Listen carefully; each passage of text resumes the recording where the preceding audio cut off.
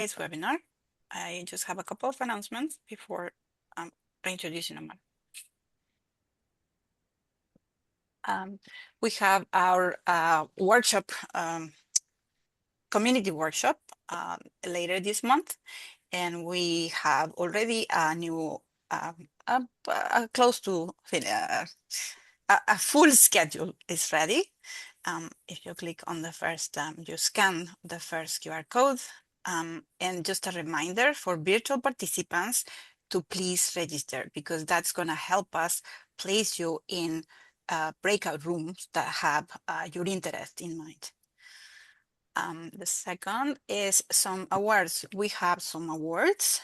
Some of them are going to be given during the workshop, and those fall in these three categories.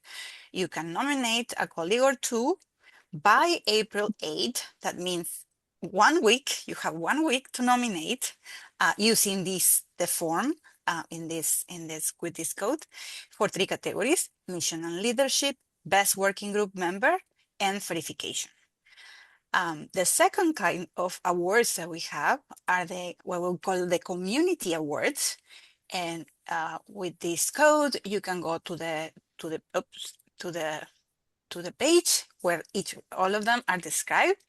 The champions, which is to advance for members who advance the goals of their working group during a period of a year, and those are for 2,000. It consists on a stipend of $2,000, and the deadline to submit those applications was extended to April 13. Then we have the ambassadors, which are to support participation at major conferences and representing AgBioData's mission. And they can go for up to $2,000. And there are educators, which are 5 awards of up to $600 to support contribution to the educational curriculum in support of agricultural fair data. With that, I will introduce Omar, who is a scientist and research program leader with expertise in bioinformatics infrastructure, data integration, and community-driven resources for infectious disease research. He serves as a senior project manager and director of scientific outreach and education for VEuPathDB, supporting data tools and training across pathogens, vector, host research communities.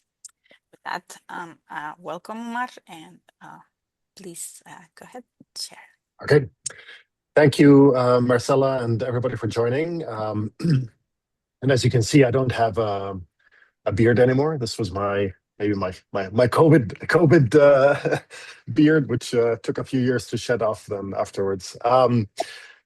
So anyway, I'm very excited to be here today to talk to you a little bit about VEuPathDB.org and let you know about the work that we've been doing. This project has been going on for close to 20 years or so in different forms. It started off as individual resources that then merged into one smaller resource, and that kind of matured slowly into bigger and bigger resources. So before I get into everything, just a couple of things. I have a lot of slides. I'm happy to go through them all and take the entire time, or we can stop at any moment and go off on different trajectories. I'm more than happy to do that, depending on what the group is interested in. Also, feel free to interrupt anytime you want. So I welcome those interruptions, and I'm happy to explain things as we go through. So in a nutshell, our resources, VEuPathDB, basically takes data from different sources, whether it is coming from repositories or coming from papers. And this data goes through a standard analysis pipeline and gets integrated into a database, which then has a front end that's layered on top of that database that allows users to start asking questions and developing novel hypotheses of the underlying data. And I'll talk more about the types of data and how people interact with it and so forth in my upcoming slides. So The organisms that we support almost span the tree of life, but they span, protozoan parasites. So these things include parasites of humans, things like Plasmodium or Cryptosporidium, but also many parasites of veterinary importance. So things like Theileria and Babesia and Eimeria and so forth. So those will be very important for poultry, the poultry industry or the cattle industry and so forth. We also support fungal organisms. And those, again, span many different fungi, everything from ecological fungi to fungi that cause disease in humans, but also many fungi. And I have to add oomycetes in here. Oomycetes are included in our fungal group, even though they're technically not fungi. But including oomycetes, which many of us know are critical for food security. We support a resource for vectors. So these include all sorts of vectors of various pathogens like ticks and mosquitoes. And then finally, we also support host response to pathogen infection. Right now, we're focused on mostly mammalian hosts, but we'll be expanding this to include plants as well. So the idea is to try and capture the response of a plant to an infection by a host organism, by a infectious organism, and that could potentially help in understanding how to combat the disease or intervene with the disease. So VEuPathDB, the parent site, it includes everything, all the data, all the organisms, but we have multiple what we call daughter sites, which can be viewed as filters of VEuPathDB. So, for example, people who are interested in malaria, they work on Plasmodium, they would most likely use a resource called PlasmoDB, which is a filtered view of VEuPathDB. So it includes a trimmed down version of database that includes data only for Plasmodium that they may be interested in. However, there will be some really important use cases where someone who's interested in Plasmodium may want to actually query the data in VEuPathDB so they can actually leverage data from across genera or species. So they may be interested in looking at oomycetes and understanding what's happening in oomycetes and then transferring the knowledge they learn in oomycetes to Plasmodium. And there are some relationships there that may be worth exploring. And so as you look across this, you'll see that we have a host of resources for parasites, some for fungi, vectors. This comparative genomics resource, OrthoMCL, this is a critical resource that we developed that generates orthologs or homologs across organisms across the tree of life. And that allows us then to leverage the data in OrthoMCL to ask questions within our other databases about homology between organisms or the phyletic pattern of a set of genes of interest. Host response, as I mentioned before, so this is a resource called HostDB.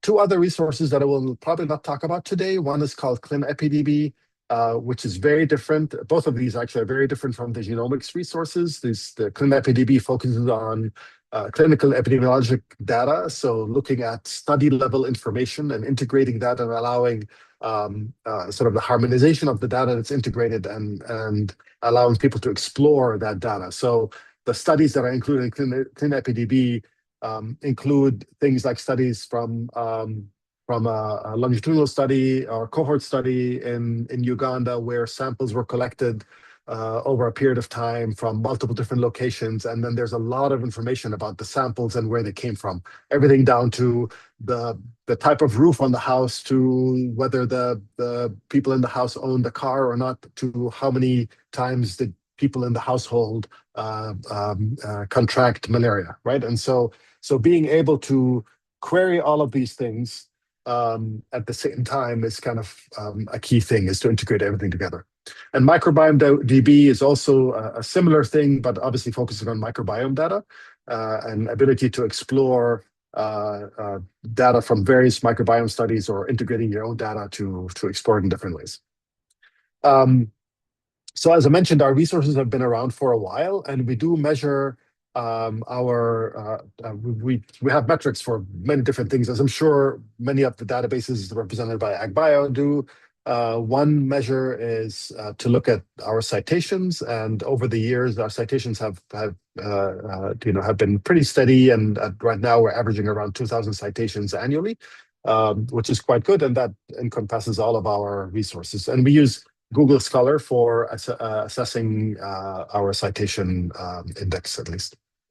And our usership comes from all over the world. So looking at a map of our usership, this is a standard.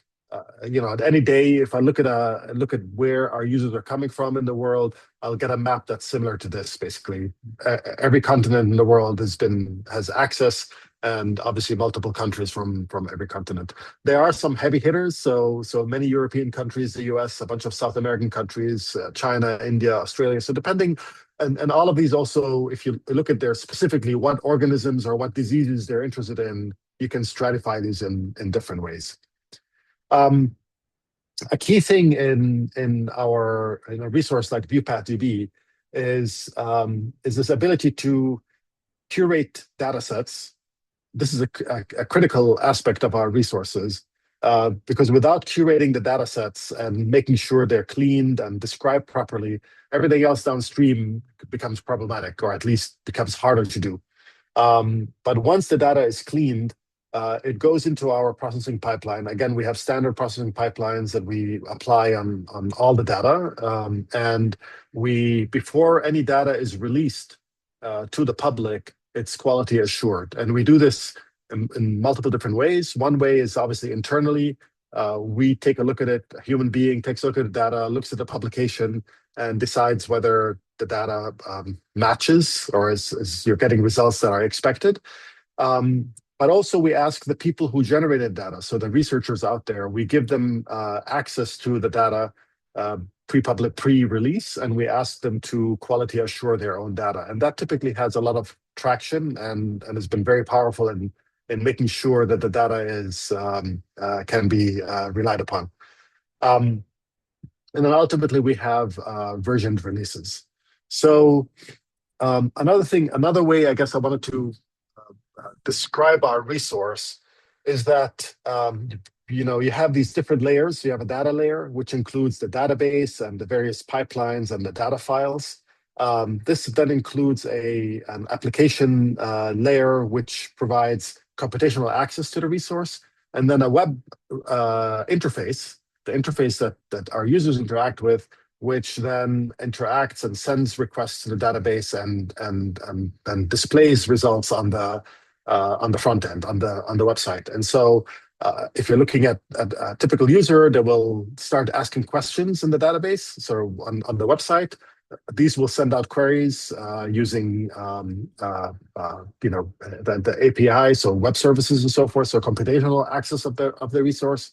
The backend processes this request, fetches the results, sends them back to the website, to the front end in a format that's understandable, and displays the data, and then allows the user to interact with the data in different ways. But I think it's central to this is the ability to extract the data from the original resource. This is super important. And the ability to process it and transform it into ways that can then be loaded in a structured way and in a way that then allows it to be queried in the database. Even if we want to use AI on all of this, the ability to extract the data and describe it properly is critical to everything downstream. So AI will fail if the data is poorly described. And in fact, there are many examples of that where AI will come up with wrong conclusions because there was some wrong data or wrong metadata associated with the data that results in incorrect conclusions. So that's super important.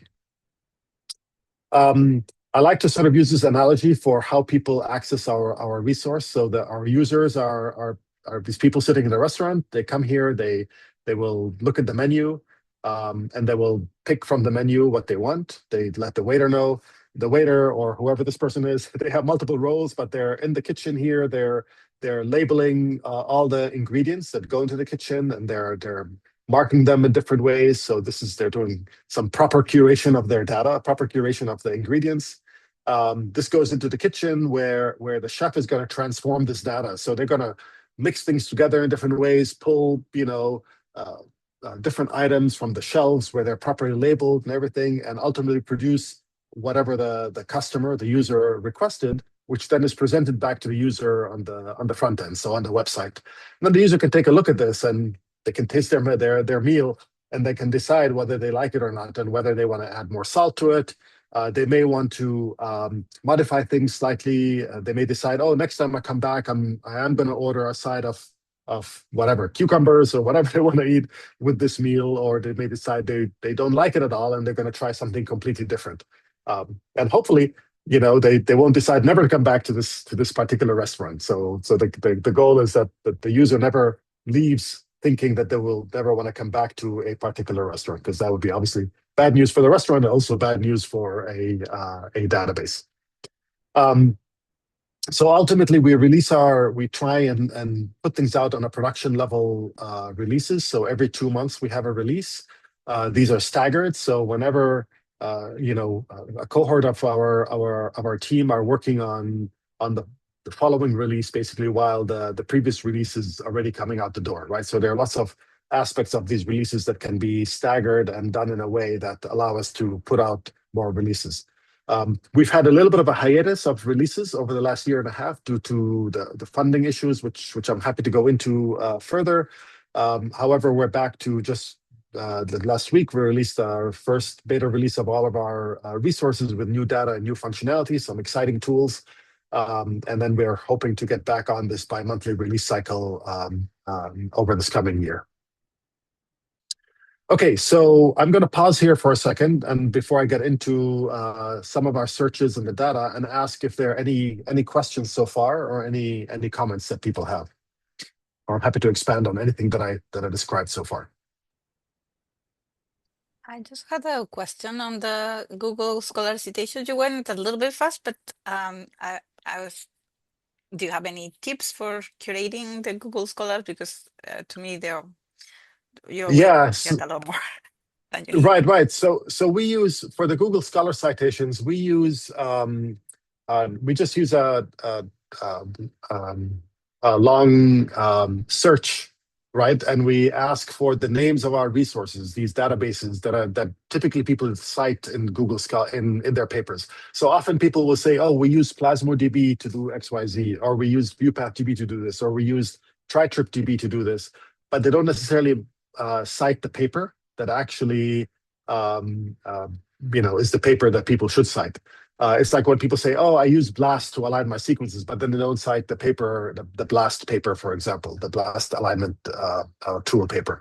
And so we just search that, but the search thread also excludes certain things. For example, we found out that we have a database called CryptoDB, but it turns out there are lots of resources dealing with cryptocurrency that end up being pulled out from this. So we had to exclude these.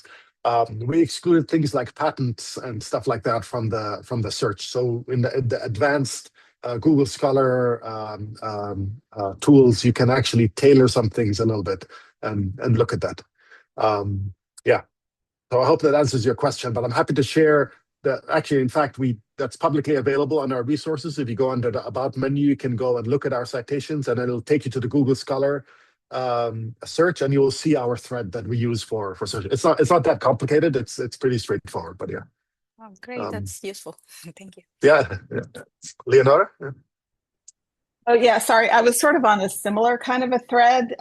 So for the citations, also asking about, like, how often do people actually cite the database as you suggest? We talk about the importance of people citing, and I think pretty much every database has a how to cite us. So in your search, are you also including the number of citations, or do you use something like Web of Science or some of these other sort of tools for tracking that? Yeah, these are the number of actual papers that mention. It's not the number of times our databases are mentioned. It's the number of papers that mention our database, one of our databases. So it could be that mention it, but so not necessarily citing it in the citations. It's not included in the references. Okay. It's not. We don't know, and we stopped even tracking that. We figured, honestly, it's not that important. What's important is that people are using the resource and they're mentioning the resource. We know that at least from an institutional perspective, people are always used to thinking about, oh, well, how many, what are the citations look like? But from a data use perspective, it's really hard to track that. We could do, just a PubMed search or Web of Science and come up with a number. I'm sure it'll be much less than this, I'm guessing. I remember looking a while back, so I haven't looked recently, but it won't be an accurate number regardless, because we know that very few people, well, many people should be citing the actual paper and they don't, but they do mention the database. And we did actually, interestingly, we did have a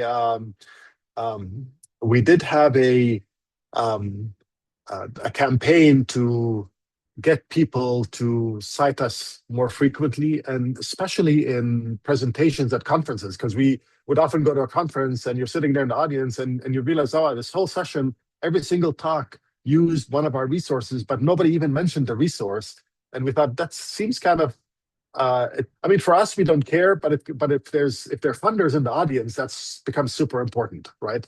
And so we've actually raised that in some of our conferences, and there was a massive change in people's sort of thinking and how they actually do this. And so now, in at least some of the conferences I go to, pretty much anybody who uses the resource, they automatically put a VEuPathDB logo on their acknowledgement slides, right? And the idea is that, well, if you if you borrowed an antibody from somebody and you acknowledge them, then might as well acknowledge the resource if it was important for your research.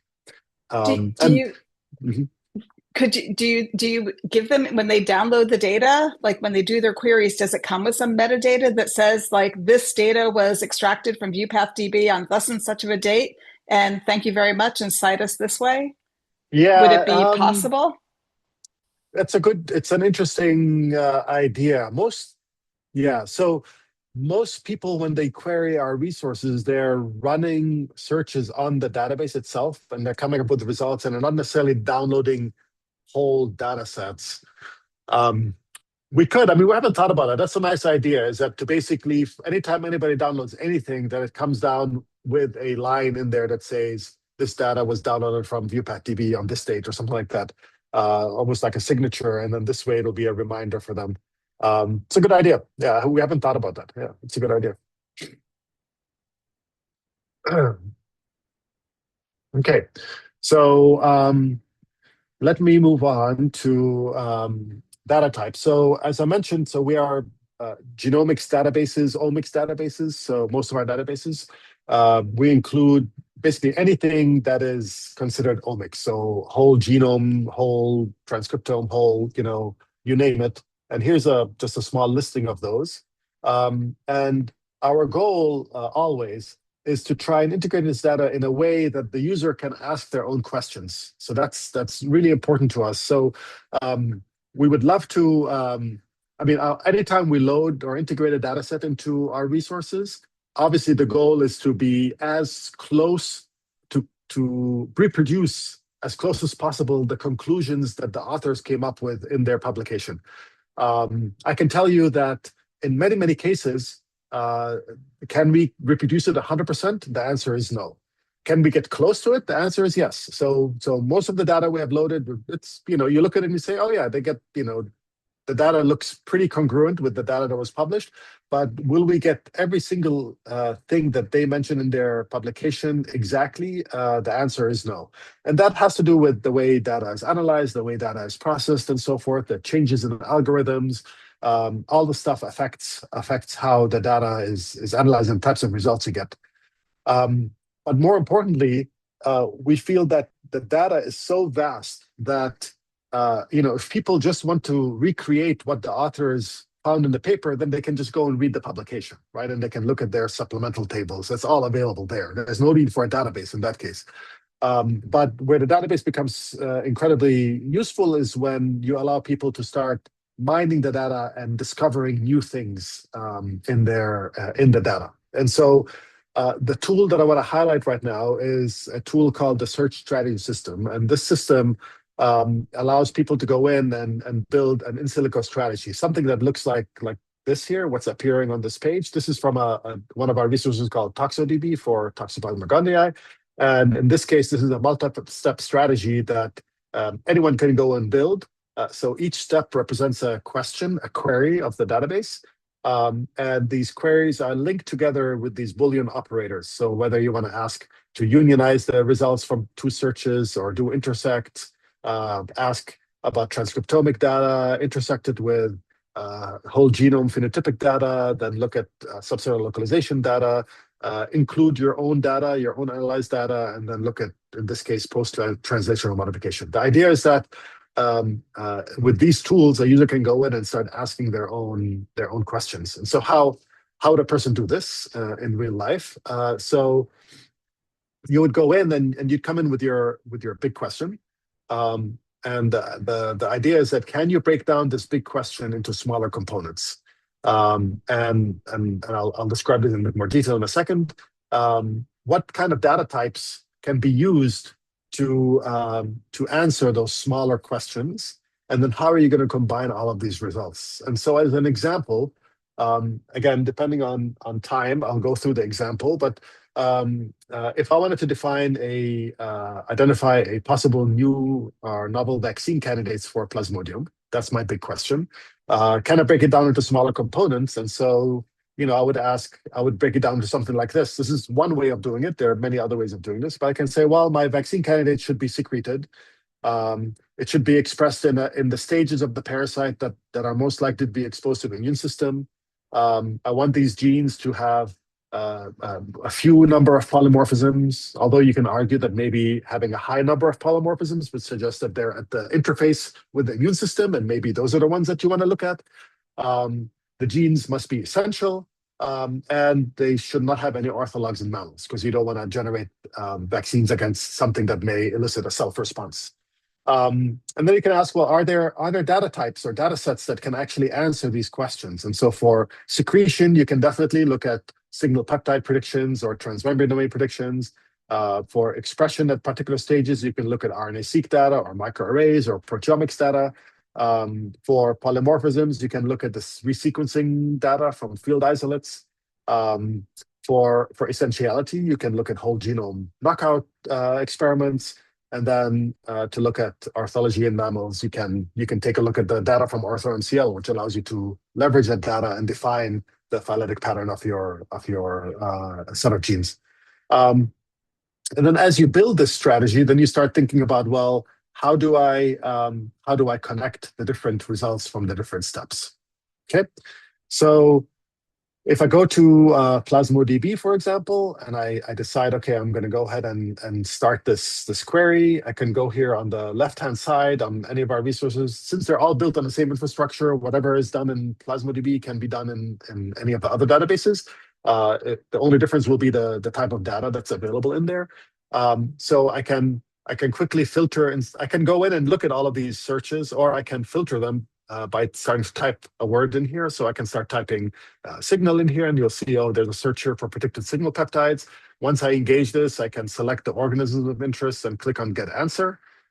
And once you do this, you will get your first step in your strategy. So this found almost 37,000 genes that have predicted signal peptides. So these are potentially going into the secretory pathway.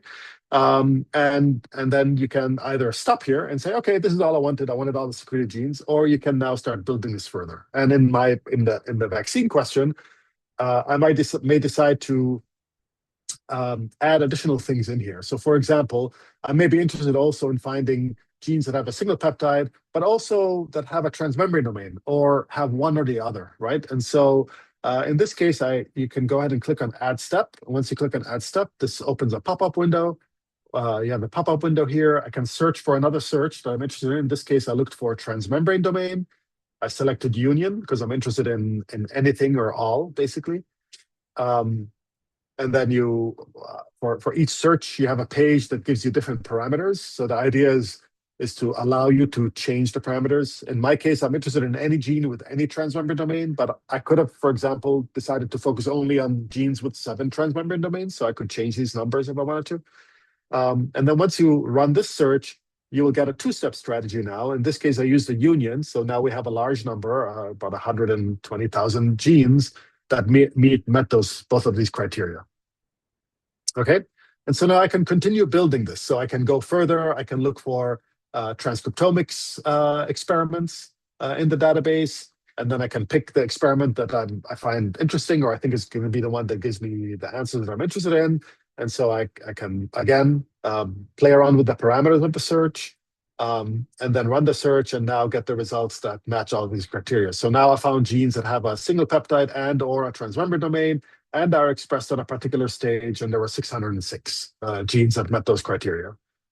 And then I can build this further. So you can get very sophisticated with this strategy. So I took this one step and took it out on its own branch, and asked a number of questions of different transcriptomics experiments. These are different technologies, so microarray, RNA-seq, from different labs done at different time points over the last 20 years, right? And I've asked essentially the same question. Give me the genes from those experiments that are expressed at a particular stage, and I combine them together. I could change this to an intersect if I wanted to be much more specific and stringent. In my case, I decided to cast the widest net, so I went with a union. And so now anything you do in this nested strategy or a sub-strategy will be fed in here. And of course, the results are increasing because I'm unionizing those. Okay, so you can keep building this strategy. So I can add a step here. And as you build this, I can ask for genes with specific SNP characteristics. And again, the SNP characteristic data, there's a lot of metadata. So if I wanted to, I could limit this to a particular, isolates coming from specific regions in the world. In my case, I really wanted all the isolates because I'm interested in finding sort of looking at all the isolates for genes that are less polymorphic, basically. You can define what do you mean by polymorphic. In my case, I decided that, well, if a gene has less than 5 non-synonymous mutations, so mutations that change the amino acid sequence, then I'm going to consider them in my criteria. This was just an arbitrary number. You can obviously change this to whatever you want. And then you can build this further. So now we have all the genes that are potentially secreted, that are expressed at the right stage, that have a low number of polymorphisms. And now I'm down to 564. I can ask for, well, how many of these genes are essential? So there's a whole genome mutagenesis assay. And now I'm left with 245 genes. And then I can go in and ask for their phyletic pattern. And as I mentioned, we have a database called OrthoMCL. OrthoMCL basically takes every gene from over 1,000 different organisms across the tree of life and does an all against all blast. And the e-values are normalized and clustered, and then you generate these groups. And if you're ever interested just in asking some evolutionary questions about genes across the tree of life, OrthoMCL is a nice tool, and there are some pre-built trees for you there. So for any cluster or any group, you can go in and look at the phylogenetic tree and play around with it and take a look at it in different ways. But regardless, this allows us then to build a query that allows you to go in here and say, well, I want to find all the genes in Plasmodium that don't have orthologs in mammals. And so I put an X here on the mammals.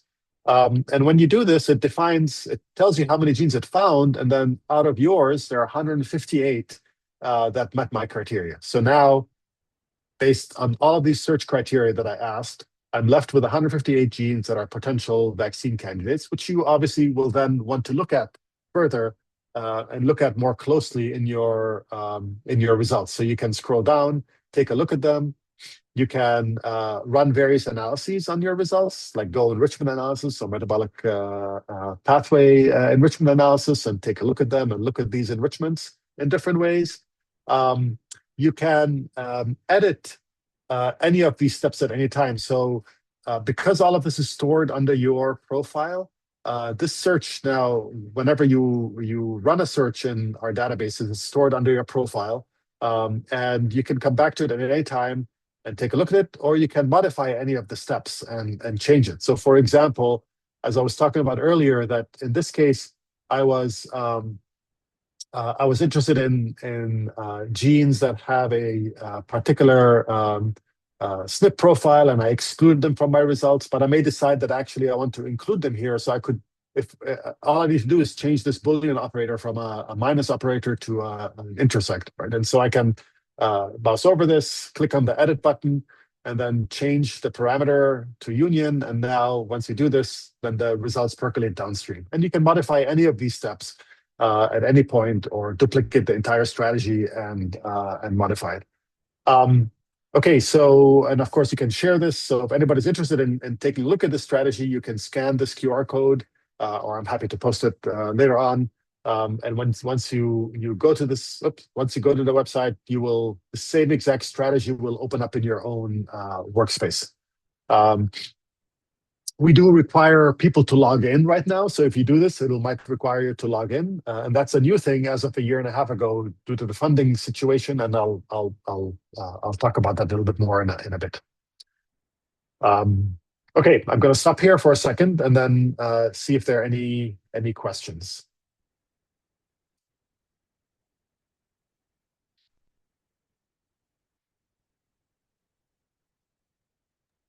Just out of curiosity, how much are the searches stored? Like, do they last from one release to the next, or? Yeah. So we do. They last from release to release. Depending on if we modify parameters in a search, it's possible that the results for a particular search will become obsolete. And then what we do is you get like an exclamation mark on a step, and you're asked to basically rerun the search. And we give you sort of the parameters that you had in your previous search, so you can recreate it in a new one. But sometimes we discover that it could be something more serious, that the algorithm that was used was wrong before, and we had to update it. Or it could be something simple, like we added a new organism, and now somebody just has to go in and make sure they selected the right organism and then rerun the search. So, yeah. Tania has a question. Yeah, so you described kind of a hypothetical workflow, right, for possible vaccine candidate, but it's a plausible one. So do you know if any or multiple of your databases have been used for vaccine science and that have been translated into use? Yeah. Because that's so amazing and wonderful. Yeah. No, it's a really good question, and the answer is yes. So people use these search strategies on a regular basis to do this, and we do. So part of the Google Scholar, we collect the Google Scholar citations, but we also manually, this is a lot of work, obviously, as you can appreciate, but we manually go through many of the publications and see how are people actually citing our databases.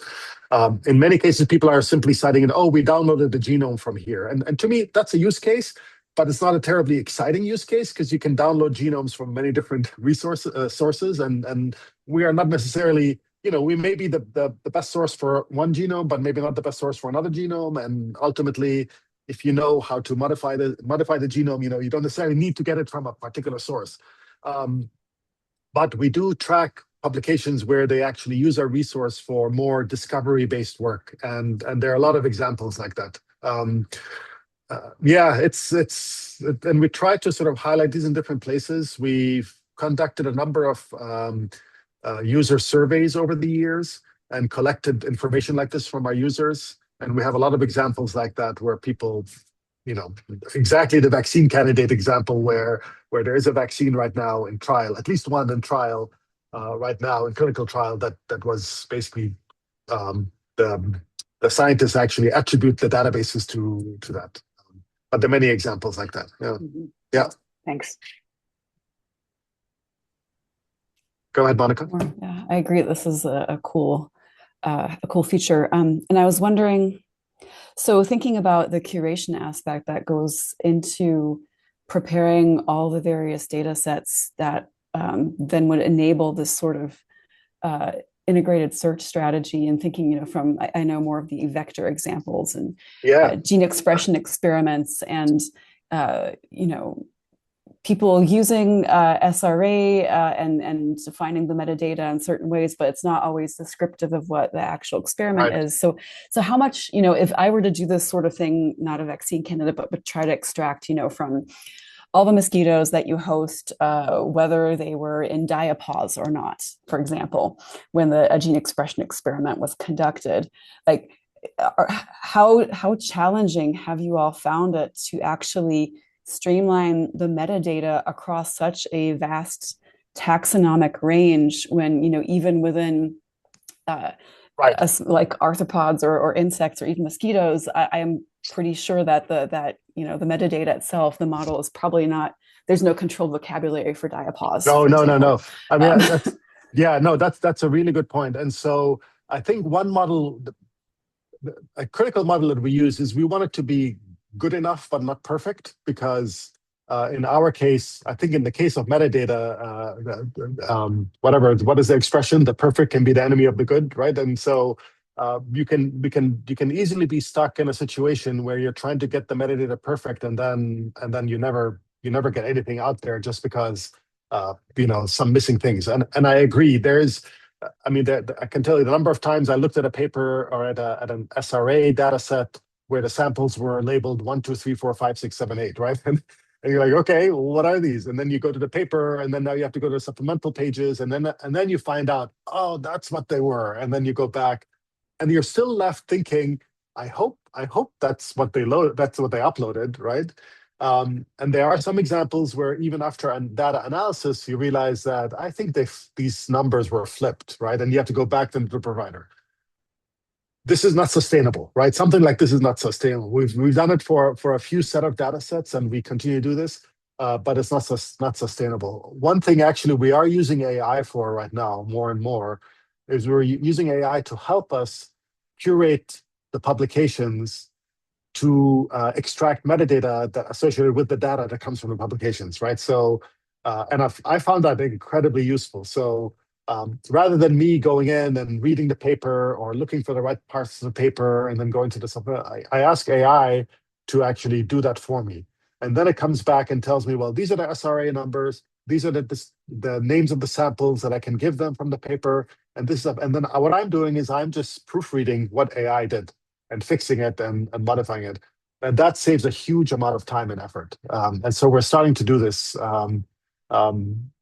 It's actually, it's really interesting how AI is changing a lot of things in our sort of internal practice, because it used to be that if I wanted to schedule, I'm not a computational person, right? I'm not a coder, right? I can code a little bit poorly, but I'm not a coder. And so it used to be that I would describe a data set manually, put the information in some table, give it to somebody else who knows something about coding, then they would put it into the right format, an XML format, that then gets used to extract the data from SRA, and also then run the workflows that we run in the backend. Now with AI, you can actually do all of that in one shot, right? You can generate the XML that's needed, and the labels that are associated with the samples, and the metadata, and the description of the experiment. And all you're doing then is just proofreading what AI generated. And then if it's good, you approve it, and then it goes on to the next phase. And so all of a sudden you're doing a lot more with less, basically. And in our case, where we had to cut almost 50% of our staff when we lost our funding, this ends up being very helpful for us right now.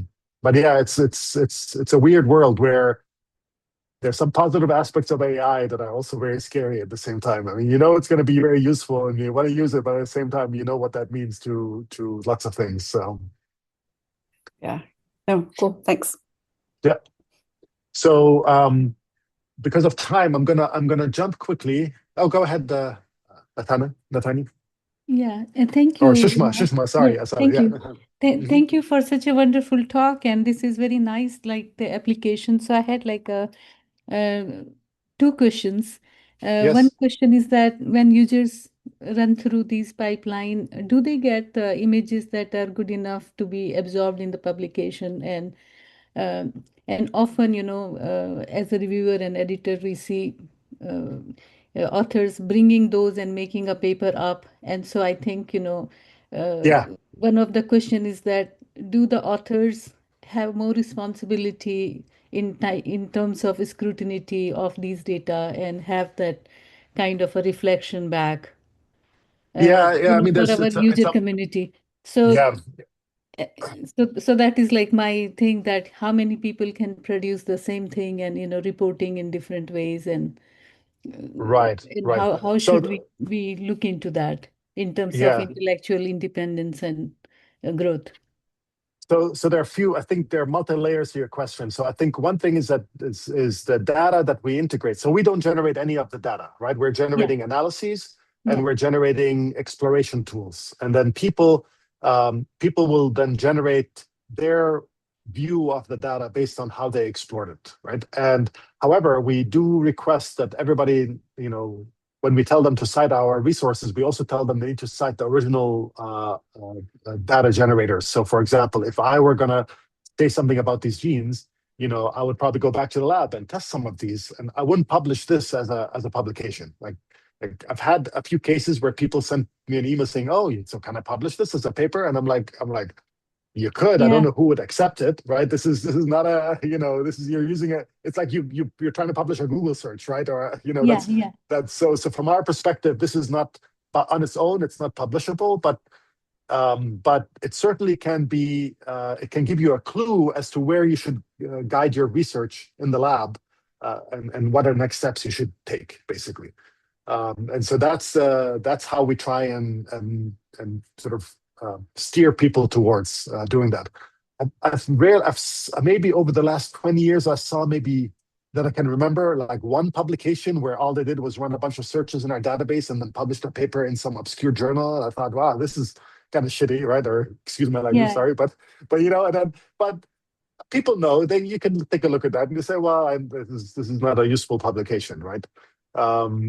And then in terms of image quality and everything, if I understood correctly, like can somebody publish a screenshot of, for example, of the strategy? And yeah, people have published screenshots of the strategy, but as part of the whole method in the paper, right, describing that this is the results they got. They can share. People share the strategies themselves, and so those are ways that people can integrate results from the database into their publications. Yeah, I think especially for the editors and for the reviewers, it is now like, can you accept a bioinformatics paper that doesn't have experimental data? So yeah, that I know, is kind of right? one of the things they have to Right. look into. It's very important. So I don't want to leave you guys before I show you a couple of the AI tools that we're working on, and just for future stuff. And again, as I mentioned, this relies heavily on the curation of the data sets. So I'm just jumping down my presentation. So I'm looking at a gene page in Vectorbase. So we have for each gene, there's an encyclopedic view of the gene page, lots of data in there. We have a section on transcriptomics, which you can go down in this page and look at all the different individual experiments on this gene page. It's a bewildering number of data sets, right? And you can go in and look at them manually one by one. And of course, if it's a gene that you really care about near and dear, you probably will do that at some point and take a look at them carefully. But because we have these nicely curated, you can actually we have now a tool that allows you to summarize the expression data on a gene page. And so what the tool does, it's basically a prompt to Claude, which basically says, gives it access to the data and all the metadata associated with the experiments, and says, summarize these results with a little bit of extra stuff. So summarize the results with the ability to provide also evidence for where the assertions came from. So not only does it say this gene has these particular characteristics, but this assertion came from these, there are 4 experiments that support this assertion, and then you can go in, and look at them in more detail and focus on them. So that's something that is already available on our sites and is quite exciting. Another tool that we have available that's AI driven is a tool that allows you to curate genes based on publications. And so again, if you go to any of our gene pages, you can check out this tool. And what this allows you to do is you can, this is in collaboration with Andy Jones at the University of Liverpool and his team. And basically, you can upload a paper or you can give the PubMed ID. If you're coming from the gene page, it automatically inserts the gene. And then, assuming the gene is mentioned in the paper, it'll summarize, it'll give you a potential annotation for this gene. It'll also give you a summary of what's been said about this gene. So that's another sort of use for AI that we're integrating. This is part of a bigger project which we're using to improve annotation across our genomes. And then another place where we have AI integration. I'm just going to show you that, just so we don't, because I think this is pretty cool and a pretty good, exciting way where we're moving, and that is a new tool called Pathfinder. This is not yet released, but we're hoping to release it soon. We have a prototype of it running.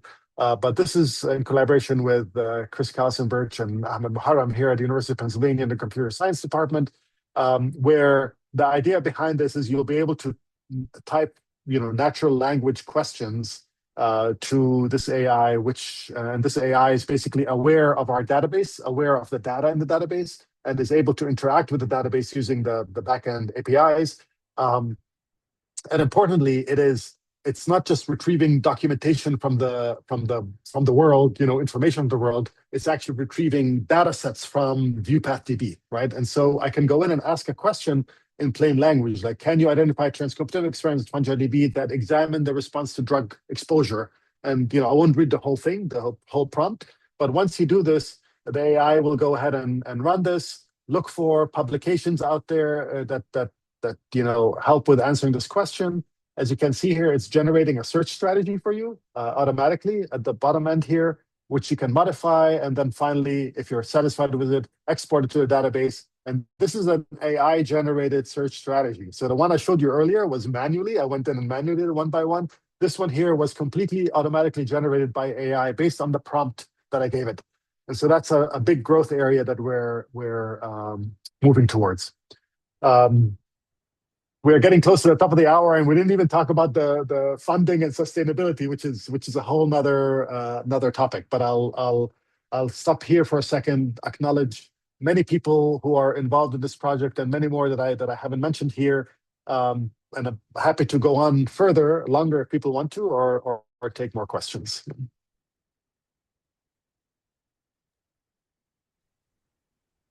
This is great. Thank you. Sushma has a You're welcome. Yeah, go ahead.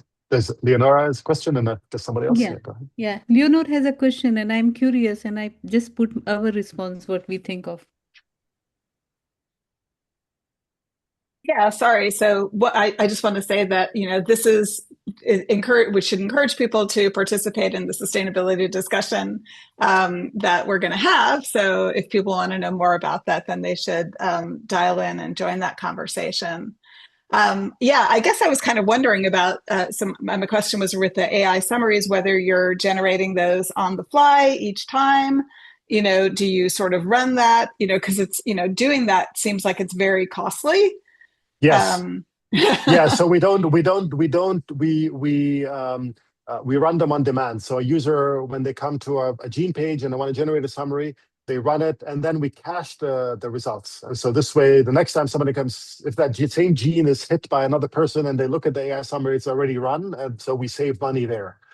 We realize, we have hundreds of thousands of genes in our database, and not, the majority of them are never visited, right? In particular, those gene pages. And so we didn't want to generate summaries on all of these genes. It's like you said, it's very costly. So now it's on demand and cached.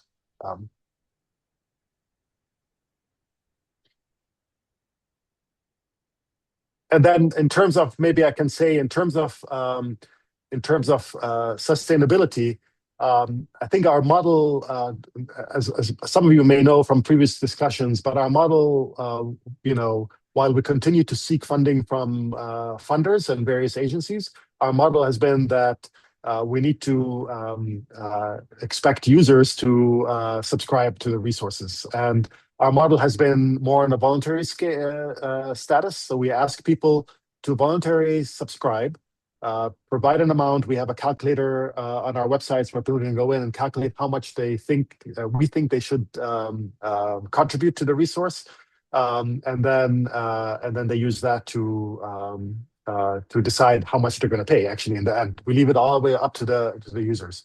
We started the subscription model last March, and in our first year, March to December, about December, we raised about $1 million of subscriptions, which is great. It shows a lot of interest, but it's not enough. And so our goal this year is to double that amount. Early indications look good, but of course this is too early. And so we have a lot of work to do in all sorts of aspects, from advertising. We just had like a series of community meetings over the last 2 weeks, just giving the community an update and recording, and putting on YouTube so anybody can go and watch them. And the goal of these is not necessarily to, the goal of them is to make sure that people have an opportunity to see where we are and where we're going and so forth. Lots of emails, lots of traveling to various conferences and marketing.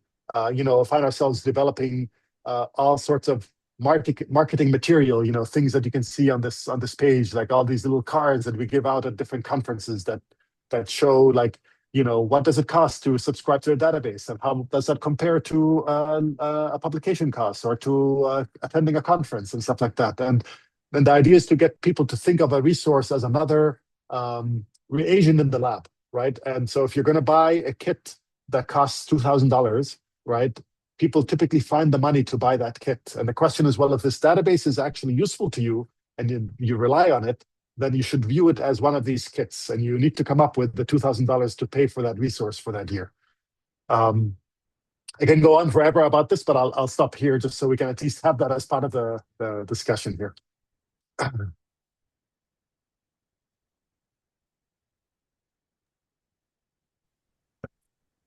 So the question about how many DBs and how many, so we're one database with, you can view multiple filters on the same database. So we have VEuPathDB with all the organisms.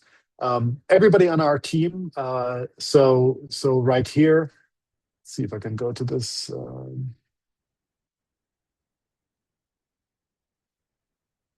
On my acknowledgement slide here. So almost everybody on here is involved in developments, anything from sysadmin, database administration, to developing and software engineering are all people in this picture. So we're talking about 15 or so people.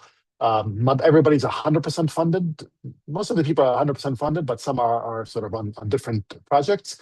But all of them work on the entire resource. So people are not siloed into, I only work on vectors, or I only work on fungi. Everybody is mixed together and working on the same product, basically. Thank you. Yeah. Yeah, my question was about, like, from how many the data gets integrated, because you had like a number of databases, but that's okay. I get the you are one. Oh, I see. Yeah, one database, but we're integrated, but there are many different databases that sort of, Phil, you can imagine, the vision of the future, right, is that these, you would be able to create these databases on demand based on the data, right? So AI should be able to create these databases for you based on if the data is curated, well curated and properly structured and accessible by AI, then AI should be able to generate any of these databases for you. And you can, to your heart's content, you can say, well, on a database that includes amoeba and fungi, and you can generate it, right? In a not too distant future, I think that's potentially where we're headed. And so I think that's where a lot of databases need to be thinking about their data as well curated data, and who's going to be accessing this data is going to be AI agents, right? And so that's going to be maybe the gatekeeper is how do you control the AI agent access to your resources, and how do you collect, if we're talking about collecting funds, how are you going to collect funds from those agents so you can actually remain sustainable? Because curating this data is not free, and it needs to be maintained. Yeah. So how many dedicated curators, or do you have people doing? Official curators, we probably, like, real curator. So our curators so I'm, for example, a curator as well, but I'm an outreach person, and so we all wear multiple different hats, right? And so I would say we probably have 3, maybe 4 that could be considered to delve into the curation realm. But this could be anything from gene curation, gene annotation and curation, to curating data, to other stuff. So curating studies and stuff like that. So yeah. Mm-hmm. Yeah. Well, we're 5 minutes past the hour, so unless anybody has any burning questions that cannot wait, I think we have a lot of thoughts and material to think about before the workshop. Yeah, we're looking forward. Good. Yeah, I'm looking forward to it as well. It'll be fun to be there in person and have additional discussions. So